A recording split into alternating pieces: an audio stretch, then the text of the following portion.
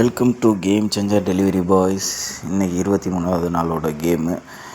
அப்படியே கிளம்பிட்டு அப்படியே சாப்பிட போகலான்னு பார்த்தா சேமியா இருந்துச்சு. சேமியா தொட்டுக்கிறதுக்கு கொஞ்சோண்டு பிக்கிள் எடுத்து வச்சுட்டு சாப்பிட்டு அதுக்கடுத்து ஆர்டருக்காண்டி வெயிட் பண்ணிக்கிருந்தேன். ஆர்டர் லாங் ஆர்டராக போட்டிருந்தாங்க. அந்த ஆர்டர் 1 by 1ஆகவே எடுத்து கொடுத்துக்கிருந்தோம். இடையில நல்ல நல்ல ஆர்டர்லாம் தந்துருந்தாங்க. இடையில நல்ல வெயில் அடிக்கிறதுன்ட்டு கொஞ்சம் தண்ணி பழத்தை வாங்கி அப்படியே பொறுமையாக உட்காந்து சாப்பிட்டுக்கிருந்தோம். இன்றைக்கி ஒரு தகவல் என்னென்னா, நாளைக்கு நான் ஊருக்கு கிளம்புறேன். வியாழக்கிழமை கிளம்பிடுவேன். வியாழக்கிழமை ஆஃப் டே ஓட்டுவேன். அந்த ஆஃப் டே வீடியோவில் போடலாமா வேணாமான்னு சொல்லுங்கள். ஏன்னா ஆஃப் டே போட்டோம்னா கணக்கில் கொண்டு வர முடியாது.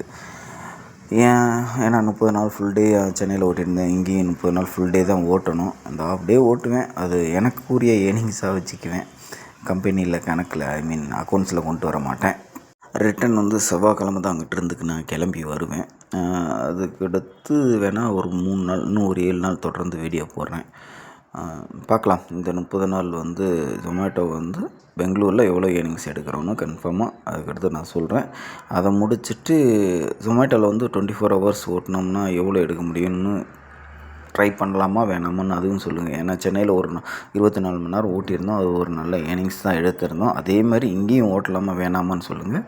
ஏன்னா அதை முடிச்சுட்டு அதுக்கடுத்து ஸ்விக்கி தான் ஓட்ட போகிறேன். அதுக்கடுத்து ஜொமேட்டோ தொடவே மாட்டேன். அதுக்கடுத்து ஸ்டேட்டுக்கு போகும்போது தான் ஜொமேட்டோ தொட போகிறேன். ஓகேவா, பார்க்கலாம். அதுக்கடுத்து எல்லா ஆர்டரும் கம்ப்ளீட்டாக முடிச்சாச்சு.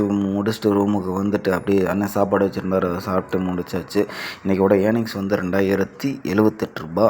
இன்றைக்கி ஆன்லைன் டிப்ஸ் 60 ரூபா கிடச்சி. எக்ஸ்பென்ஸ்னு பார்த்தோம்னா 410 ரூபா ஆச்சு. இது கழிச்சது போக நம்ம கை கிடச்சது 1728 ரூபா கிடச்சி. இன்றைக்கி 5 ஸ்டாருக்கு நீங்கள் எவ்வளோ கொடுப்பீங்க பார்ப்போம். இன்றைக்கி டோட்டலாக 14 மணி நேரம் ஒர்க் பண்ணியிருந்தோம். ஓகேவா, டைம் ஈஸ் ஈக்குவல் டு டயத்தை பயனுள்ளதாக யூஸ் பண்ணுவோம். Your risk your gift.